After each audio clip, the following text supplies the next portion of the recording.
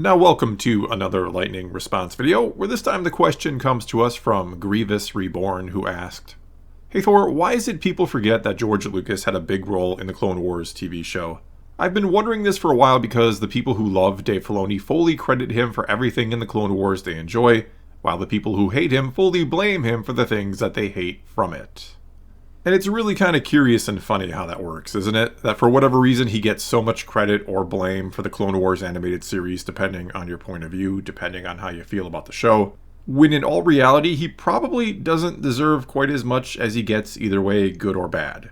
I mean, to assume either one, a lot of credit or a lot of blame, is to then assume or believe that Dave Filoni had a lot of control and freedom to do whatever he wanted, that the guy who was hired in 2005 to be the supervising director of the series was making pretty much all the big decisions and almost fully dictating the direction of the show.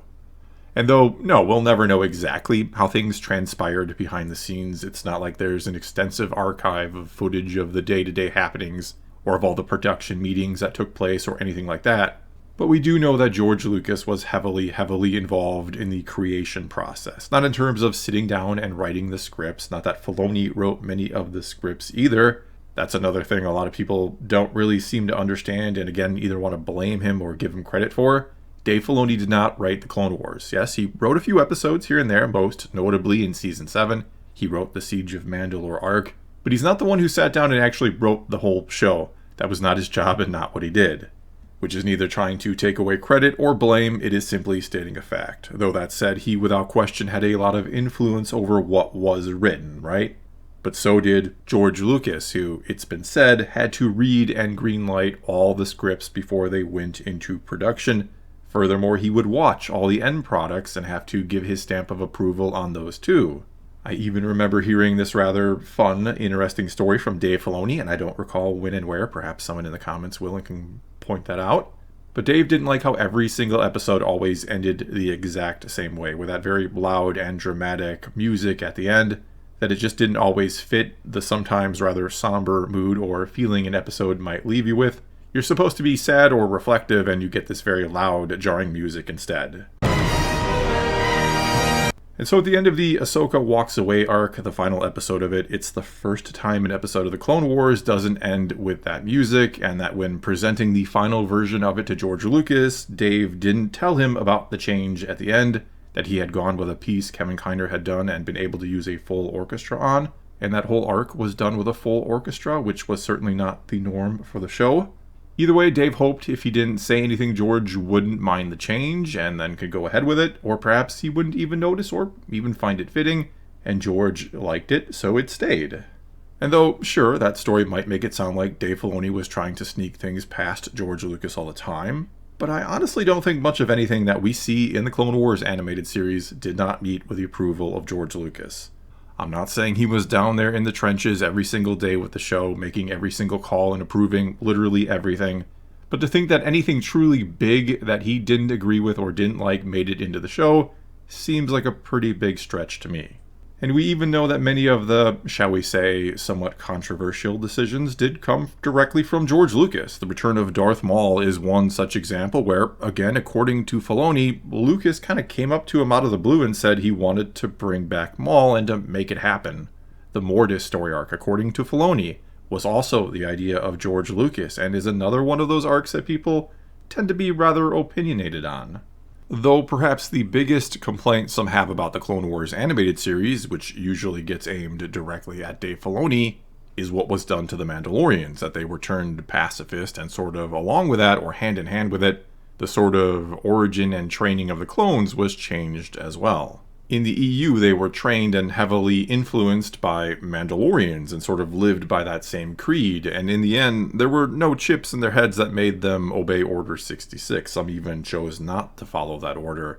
And all of that, a great many enjoyable stories, including the many books from Karen Traviss, they got discarded or overridden by the Clone Wars animated series. Which, yeah, kind of sucks, and there are, again, people who hate Dave Filoni for this reason and this reason alone, when that was all actually the idea of George Lucas. In the Season 2 bonus features on the DVD or Blu-ray collection, we even learned that Dave Filoni took everything about the Mandalorians from the EU to George Lucas and sat him down and discussed it, Lucas tells me one day, we're going to put the Mandalorians in the Clone Wars. And I go, oh boy, that's interesting. Because let me show you this. And I moved this big pile of material over and I said, this is everything. This is everything that the Mandalorians are right now. And so George and I do what we always do when we come across something that I know exists full well in the EU. We go over it all. Now, all the history of Mandalore that you knew prior to the Clone Wars, it does exist. It absolutely exists. And honestly, like I was saying before, I really don't know why everyone just assumes Dave Filoni would have been allowed to just do his own thing with the Mandalorians, that George Lucas wasn't going to have any say whatsoever on his ideas, or that he'd somehow shrug his shoulders on all this and say something along the lines of, I'm sure whatever you come up with for the Mandalorians will be just fine, Dave. And along with this, it was also George Lucas who decided Jango Fett was not going to be a Mandalorian. And I'm sure there are many, many other things that people don't like about the Clone Wars that came from George Lucas or were approved by Lucas that people generally want to blame Dave Filoni for. And I'm not saying here that if you don't like the Clone Wars that Dave Filoni is actually blameless and you're completely blaming the wrong guy. I'm not saying that at all. As I'm also not saying if you're someone who loves the Clone Wars that he doesn't deserve any credit or even a great deal of credit. Obviously, Dave Filoni played a key role in the creation of that show, but to say he was the only one who deserves any credit is dead wrong, as it's wrong to solely blame him for things that didn't align with the EU, or flat out broken in two, I guess you could say, when, like it or not, and I know this is another hotly debated topic, but like it or not, George Lucas made it very clear on multiple occasions that he did not beholden himself to what the EU had done. Yes, he would look at it, yes, he would borrow from it, but when it came right down to it, George was going to do what he wanted to do with Star Wars. But I digress, I'm getting off topic, but like I said, the EU and what Lucas thought of it is another one of those topics that people just look at the evidence that kind of backs up their claim or how they want to feel about it and ignore everything else, when it's a lot more nuanced than that.